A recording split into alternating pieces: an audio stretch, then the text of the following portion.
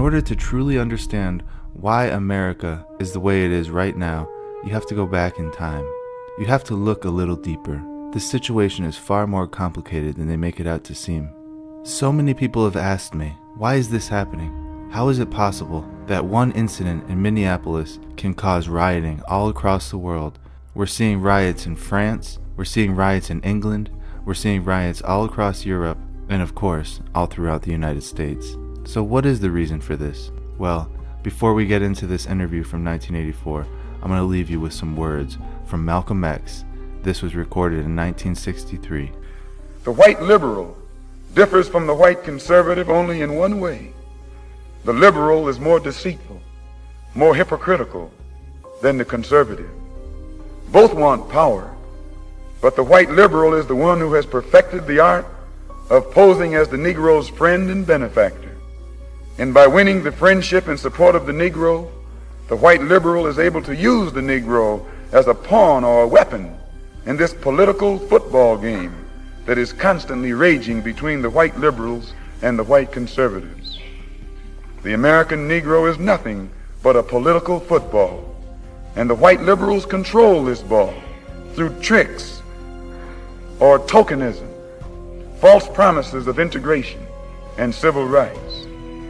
In this game of deceiving and using the American Negro, the white liberals have complete cooperation of the Negro civil rights leader, who sell our people out for a few crumbs of token recognition, token gains, token progress. Now that you heard what Malcolm X has to say about this situation, let's take a look at this 1984 interview with Yuri Bezmenov. He was a defector from the KGB, and he has some insights as to what's going on today. Check this out. Yuri Alexandrovich Bezmenov. Mr. Bezmenov was born in 1939 in a suburb of Moscow. He was the son of a high-ranking Soviet Army officer.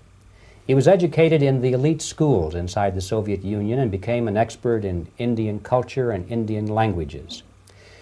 He had an outstanding career with Novosti, which was and still is, I should say, the press arm or the press agency of the Soviet Union. It turns out that this is also a front for the KGB.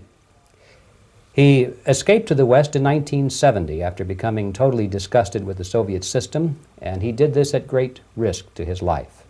He certainly is one of the world's outstanding experts on the subject of Soviet propaganda and disinformation and active measures. Well, you spoke several times before about ideological subversion. That is a phrase that I'm afraid some Americans don't fully understand. When the Soviets use the phrase ideological subversion, what do they mean by it? Ideological subversion is the slow process which we call either ideological subversion or active measures, активные мероприятия in the language of the KGB, or psychological warfare. What it basically means is to change the perception of reality of every American to such an extent that despite of the abundance of information, no one is able to come to sensible conclusions in the interests of defending themselves, their families, their community, and their country. It's a great brainwashing process which goes very slow, and it's divided in four basic stages. The first one being demoralization. It takes from 15 to 20 years to demoralize a nation. Why that many years? Because this is the minimum number of years which requires to educate one generation of students in the country of your enemy, exposed to the ideology of the enemy. In other words, Marxism-Leninism ideology is being pumped into the soft heads of at least 3 generations of American students without being challenged or counterbalanced by the basic values of Americanism, American patriotism. The demoralization process in the United States is basically completed already. For the last 25 years, actually it's overfulfilled, because demoralization now reaches such areas where previously not even Comrade Andropov and all his experts would even dream of such a tremendous success.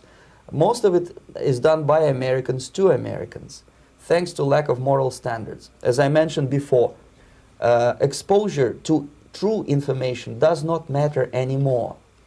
A person who was demoralized is unable to assess true information. The facts tell nothing to him. Even if I shower him with information, with authentic proof, with documents, with pictures, even if I take him by force to the Soviet Union and show him concentration camp, he will refuse to believe it until he is going to receive a kick in his fat bottom. When a military boot crashes his balls, then he will understand, but not before that. That's the tragic of the situation of demoralization. The next stage is destabilization. This time, subverter does not care about your ideas and the patterns of your consumption. Whether you eat junk food and get fat and flabby, it doesn't matter anymore. This time, and it takes only from 2 to 5 years to destabilize a nation, what matters is essentials: economy, foreign relations, defense systems. And you can see it quite clearly that in some areas, in such sensitive areas as defense and economy, the influence of Marxist-Leninist ideas in the United States is absolutely fantastic. I could never believe it 14 years ago when I landed in this part of the world that the process will go that fast. The next stage, of course, is crisis. It may take only up to 6 weeks to bring a country to the verge of crisis. You can see it in Central America now. And after crisis, with a violent change of power, structure, and economy, you have so-called the period of normalization. It may last indefinitely. Normalization is a cynical expression borrowed from Soviet propaganda. When the Soviet tanks moved into Czechoslovakia in '68, Comrade Brezhnev said, "Now the situation in brotherly Czechoslovakia is normalized."